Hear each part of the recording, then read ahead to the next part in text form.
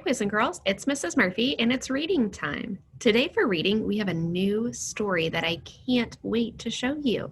So let me get my screen shared.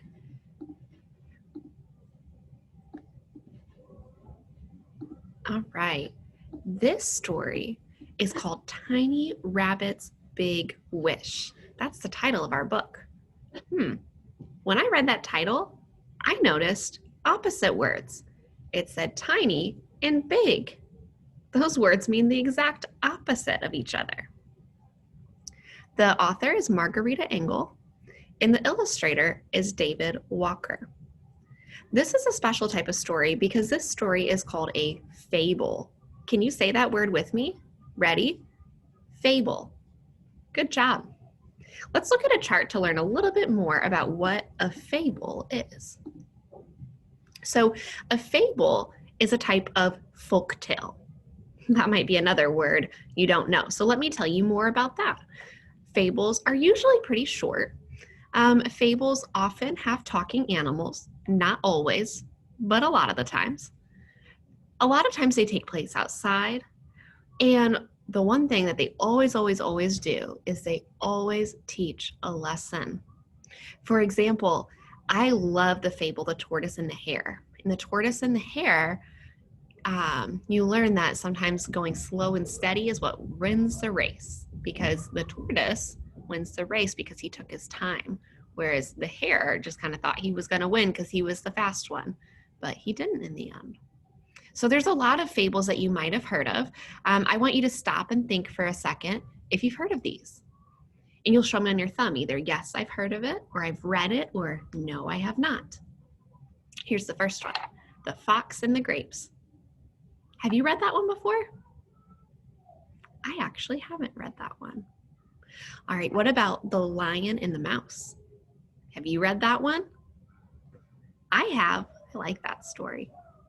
What about The Boy Who Cried Wolf? Have you read that one before? I've read that story. What about The Tortoise and the Hare? We already know I've read that one.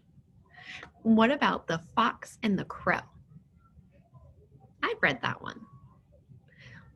All right, well, now let's get right into it. So today, we're going to start reading Tiny Rabbit's Big Wish, and our purpose for reading today is to listen carefully and to just enjoy the story. So get yourself ready to listen carefully. I always like joining a book buddy for reading, so if you want, you can go pick out a book buddy, which is like a stuffed animal, but make sure you're sitting comfortably, your eyes are looking at the screen, and your whole focus is on the story so you don't miss any of the good stuff. Let's read together. Tiny Rabbit's Big Wish.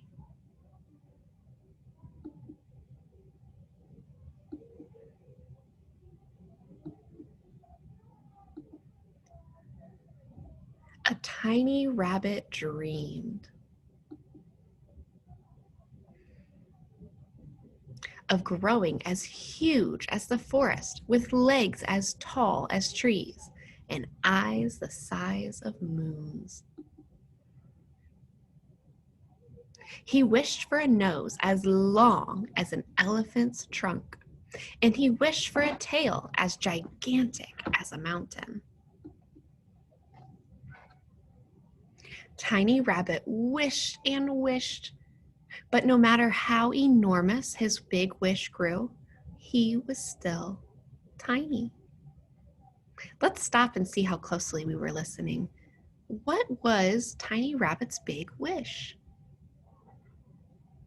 You can tell your book buddy if you want to. You're right. He wanted to be big. Do you think he's going to be big? We'll have to read to find out.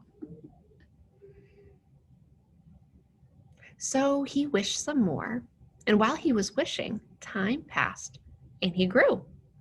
But he grew only a little bit. So Tiny Rabbit wished and wished he could grow as sky high as a giraffe. And he did grow. But he only grew to the height of a slightly taller small rabbit.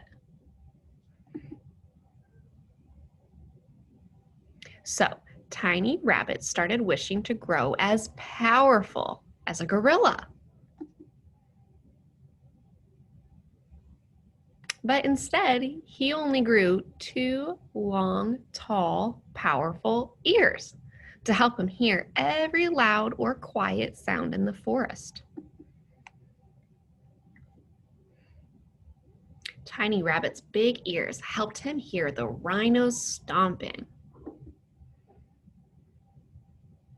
the eagles screeching, the frogs trumpeting, the thunder booming, branches crashing, and even a mischievous monkey cheerfully chatting. What part of our rabbit is big? You're right, his ears. That's pretty cool. Tiny Rabbit could even hear leaves rustling, beetle jaws crunching, and butterfly wings flapping. Have you ever heard a butterfly wing flap? I haven't. That must be a really tiny noise. That makes his big ears special. Best of all, Tiny Rabbit's wonderful ears could always hear whenever a huge, hungry lion was near. So the rabbit could jump, thump, and hop to his tiny, cozy, safe, hidden rabbit den. How did his big ears help him now? You're right, they saved him from the lion. Thank goodness for his big ears. He was enormously happy to be smart and small. Oh, wow, boys and girls. I really enjoyed that book. It seemed like at the start of this story, our rabbit wasn't very happy with who he was. He wanted to be big and powerful like different animals. But at the end of this story, did you notice his feelings change? Yeah, I did too. He noticed that even though he wasn't big and tall, he had special things about himself. Let's check out this chart we've been talking about the last couple of weeks. Oops, there it is. Our essential question is, what makes us special? And today I want you to think about how important it is, this part down here, to feel proud of who you are. When you feel proud, you're being your best self, and you know that you're one of a kind. You might not be tall like a giraffe, but there's something special about you that makes you uniquely different. I know for me, I'm not very tall like a giraffe, but one thing I am good at is teaching. That makes me special. I want you to share with your book buddy or somebody in your room something that makes you special. And take a minute and be proud of it, because that's special for just you. All right, friends, thanks so much for reading with me. I'll see you guys later. Bye, everybody.